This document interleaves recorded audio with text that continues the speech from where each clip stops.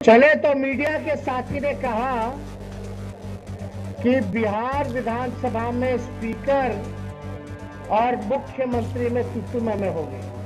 अब तू मैं लखीसराय का जो इंसिडेंट हुआ था, जिसमें स्पीकर कह रहे थे कि मेरा थानेदार भी नहीं सुनता है। नमस्कार, न्यूज फॉर नेशन देख रहे हैं आप। मैं हूं आपके साथ रश्मि। आज बिहार विधानसभा में जो कुछ भी हुआ वो बिल्कुल सही नहीं है और यही वजह है कि इसको लेकर लगातार अलग अलग पार्टियों की तरफ से प्रतिक्रियाएं भी सामने आ रही है। ऐसे में अगर हम बात करें तो बिहार के नेता प्रतिपक्ष तेजस्वी यादव इस वक्त एमएलसी चुनाव को लेकर चुनावी सभा में निकले हुए हैं, अलग अलग जिलों में जा रहे हैं और खास करके अपने कार्यकर्ताओं को ये संदेश देना चाहते हैं कि किस तरह से आरजेडी को इस बार एमएलसी के चुनाव में जितवाना है। लेकिन बात अगर हम करें तो आज बिहार विधानसभा में सीएम नीतीश कुमार और स्पीकर विजय सिन्हा के बीच तू मैं देखने को मिली, जिसको लेकर तेजस्वी यादव की भी प्रतिक्रिया सामने आई है। बता दें कि तेजस्वी यादव ने यह साफ कर दिया है कि बिहार के सबसे ऊंचे पद पर बैठे हुए स्पीकर विजय सिन्हा की इस तरह से बेइज्जती की जानी कहीं से भी सही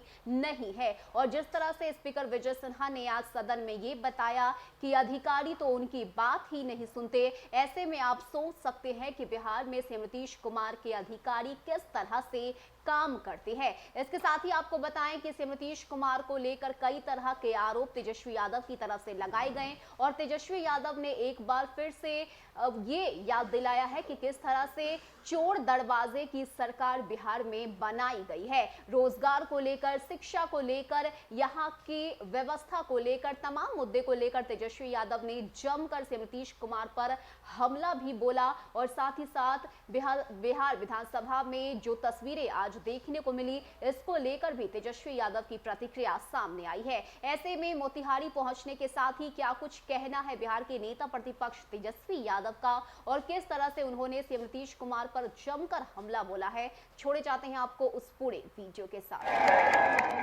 अब हम लोगों के प्रत्याशी बबलू देव जी को राष्ट्रीय अध्यक्ष जी ने टिकट दिया है, लालू जी ने टिकट दिया है और मुझे पूरा विश्वास है कि मोतिहारी की जनता इस चुनाव में, लोकल बॉडी एमएलसी के चुनाव में मोतिहारी जिले से लालटेन का झंडा ऊंचा करने का काम करेगी। अब आप सब लोगों से कहना चाहते हैं कि स्थिति, कोई असमंजस की स्थिति मत रखिएगा। हम सब लोगों की शुभकामनाएं बबलू देव जी के साथ है।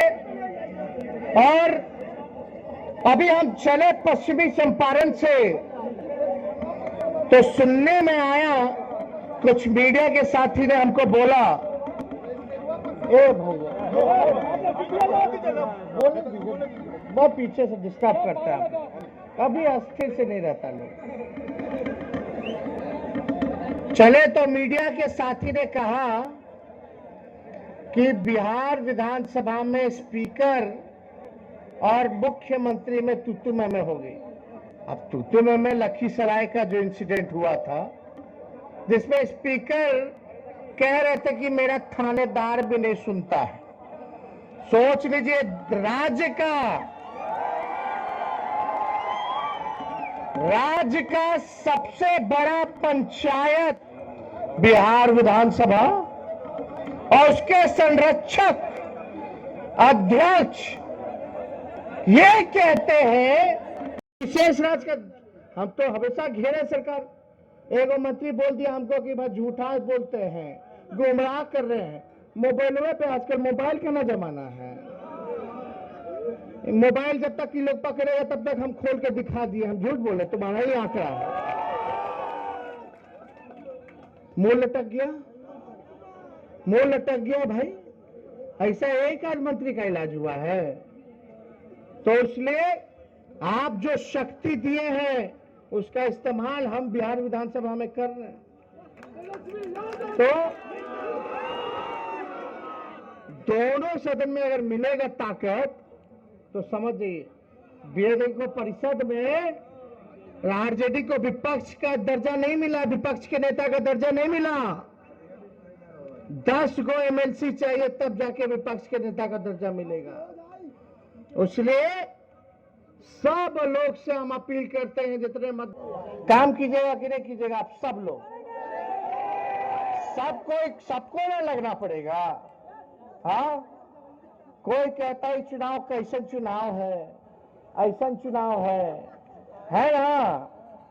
तो भाई आप लोगों का जब तक सहयोग नहीं मिलेगा, जब तक अपने जनप्रतिनिधियों को आप नहीं बोलोगे, तो हम लोग सफल कैसे होंगे? तो इस काम में तो सबको लगना है। में लड़वा देते हैं, नफरत फैलवा देते हैं, हमको वोट मिल जाता है तो हम नौकरी कहां ना देंगे, हम कारखाना कहां ना देंगे, हम महंगाई क्यों कम करेंगे, हम पलायन क्यों रोकेंगे, हम शुगर मिल क्यों चालू करेंगे? का मंत्री दूसरा दल का बीजेपी का कोसता है, बीजेपी का जदयू का कोसता है, जदयू का मांझी जी को कोसता है, मांझी जी सरकार को कोसते हैं, और एने से कोनो इस्तीफा दे देता, कोनो कुछ कहता है। आपस में लड़ रहा है, सब आपस में लड़ता है। ये बीजेपी का प्रदेश अध्यक्ष कुछ बोल देता है कि भ्रष्टाचार हो गया, आप सब नहीं सुनता है। यही जायसवाल जी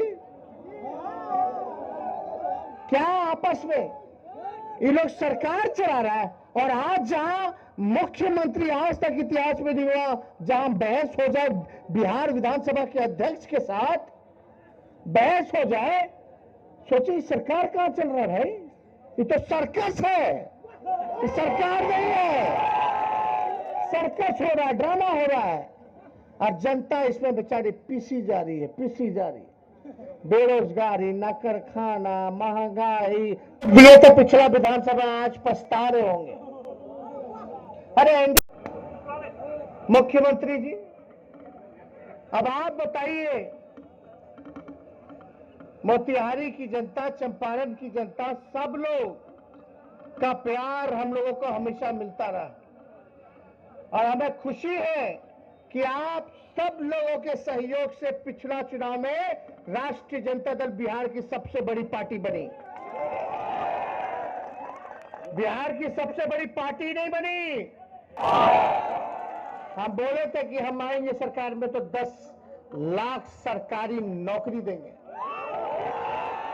ये एनडीए वाले बोले थे 19 लाख देंगे। कहां हो? कहने है नौकरी भाई, जिसका है वो भी चला गया। गीत गात रहे का तो महंगाई डाइन खाई जात है।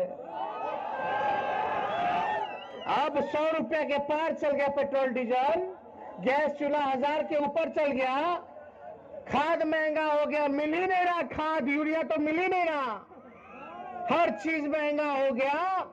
तो बीजेपी के लोग को अब महंगाई पहले डाइन लगती थी, अब भौजाई नजर आ रहा, कोई काम नहीं कर रहा। मतलब सबसे ज्यादा बेरोजगार बिहार में, सबसे ज्यादा गरीब बिहार में। केंद्र सरकार की रिपोर्ट में हर सूचकांक में बिहार फिसड्डी राज, सबसे ज्यादा हर चीज, शिक्षा, चिकित्सा, लॉ एंड ऑर्डर, हर चीज में फेल है। ये मेरा नहीं, नीति आयोग का रिपोर्ट है। नीति आयोग किसका? तो वही केंद्र सरकार का। कम से कम चाहे कोई दल का होता था, नेताजी भी होते थे, कार्यकर्ता भी होता था, तो थाना ब्लॉक में जाकर के उसको मान सम्मान मिलता था, कामों हो जाता था। आज स्थिति देख लीजिए, ना मंत्री का ना किसी का।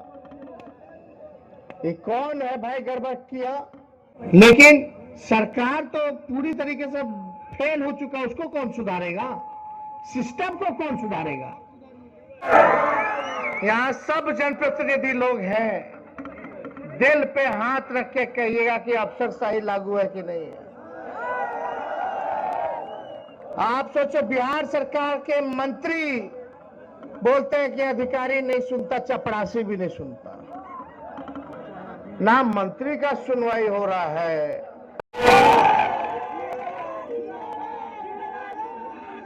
पेपर लीक पे लीक होता रहता है, लीक पे लीक होता रहता है। अब बताओ, बिहार में अद्भुत सन्नी लियोनी मैट्रिक कैसे पास कर जाती है भाई? तो हम तो मुख्यमंत्री जी बोलते हैं, अरे हमको तो पता ही नहीं कि मेरा बिहार का बच्चा यूक्रेन पढ़ता है। जो अद्भुत है। बिहार के मुख्यमंत्री को ये नहीं पता कि कितना लोग कोटा में कोचिंग करने जाते हैं, कितना बेंगलोर पुणे पढ़ने जाते हैं, इलाज के लिए बाहर जाते हैं। जिस मुख्यमंत्री को साधारण ज्ञान ना हो कि कितने बच्चे उसके राज्य के बाहर पढ़ने जाते हैं, वो क्या शिक्षा सुधारेगा और क्या काम करेगा भाई? ये तो मामूली आंकड़ा है, पता होना चाहिए ना। तो इसलिए ज्यादा समय नहीं, आप लोगों को आयुर्वेद कॉलेज है मोतिहारी, आयुर्वेद कॉलेज ये आयुर्वेद कॉलेज भी मोतिहारी जो है बंद है। अरे ये बंद है, ये सरकार कुछ नहीं करती। अब बेटा सिपाही लोग को जो ऑर्डर आएगा वही ना करेगा। बड़ा बड़ा अधिकारी सब कमा रहा है, ये सब बेचारा सब पिसा जा रहा है। हम तो बोले कि पुराना पेंशन योजना को लागू करो, सब लोगों की बात करते हैं। अभी लाए हैं हेलीकॉप्टर, मुख्यमंत्री जी दारू ढूंढेला। वो हेलीकॉप्टर लाए, ड्रोन लाए, लेकिन जितना का हेलीकॉप्टर घुमा रहे हैं, पूछो जरा कितना दारू भेटाया। और जितना हेलीकॉप्टर में पैसा फूकवा दे उतना में तो 5-10 गो स्कूलों बनवा देते, अस्पताल बनवा देते, कोई काम नहीं। कितना लोग के रोजगारों दे देते, खाली पद पड़ा हुआ है 2.5 लाख रिक्त पद तो खाली शिक्षा विभाग में, ऐसे ही चिकित्सा विभाग है, ऐसे ही पुलिस महकमा, इंजीनियरिंग डिपार्टमेंट है, कहीं कोई भर्ती नहीं हो रहा। कोई परीक्षा होता है बेटा 2013 का भर्ती बोलता जाओ वो करो, शराब सुनो। तो अभी मुख्यमंत्री जी निकले हैं कौन यात्रा पे? इनको निकलना चाहिए, अधिकारी सुधार हो जाता।